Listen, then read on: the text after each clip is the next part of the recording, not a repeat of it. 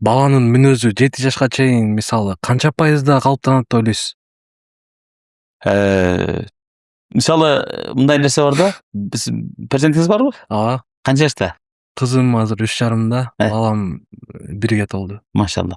3,5-дагы кызыңыздын жакшы мындай күлүп, өтө настроениясы сонун болгон учурларда, табият сонун болгон учурлардагы бал ширин кез экен да азыр. Ооба. Учурда бар, анан кээде ыйлап, кичине каприздеп коет, кылып, кылык чорун көрсөтүп, кызганып, мындай негативдүү деп көрүнгөндөй бизге. Бирок табияттагы бар нерселер да. Ооба. Көрүп каласызбы? Ооба.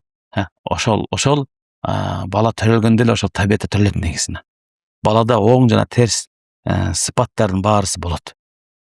Жөн гана бала ымыркай кезинде дебейин, бир аз чоңоюп баштагандан кийин, жана айттым го баягы, рызкы менен эмесин оозуна эмес, бир аз алсатып баштагандан баштап, ушу 3 жаш, 2 жаш, мындайча айтканда кичине тамтаң басып, чуркап кеме алып же мону, иштей турган абалга келгенден кийин, ортодо кээ бирки ошол табиятындагы бар сыпаттардын бардыгы дебейин, дээрлик көпчүлүгүн көрсөтүүгө аракет кылат. Кызганат, ойнойт мисалы үчүн да, оюн карактык болот да, дагы кичине кандай гана бала болбосун, кыз болбосун. Мейли молдонун баласы болобу, мейли жөнөкөй инсандын баласы болобу, айырмасы жок.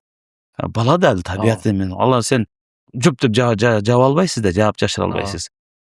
Көрсөтөт, бирок көрсөткөндүгү анын жамандыгынын белгиси эмес. Жаман белгиси эмес. Кудай таалам бизге аны менен далилдегиси келип атат. О инсандар, о аталар, апалар, силер чоңойдуңар. Силерде ушул табияттын бардыгы бар. Бирок ыйман деген нерсе бар, дин деген нерсе бар. Ошон үчүн керек. Эгер адеп ахлактуу болгуңар келсе, муну характерлерин ичиңерден жеңгиле, эркиңерди колдонгула, сабырдуу болгула, көрсөтпөгүлө деген белгисин айткысы келип атат.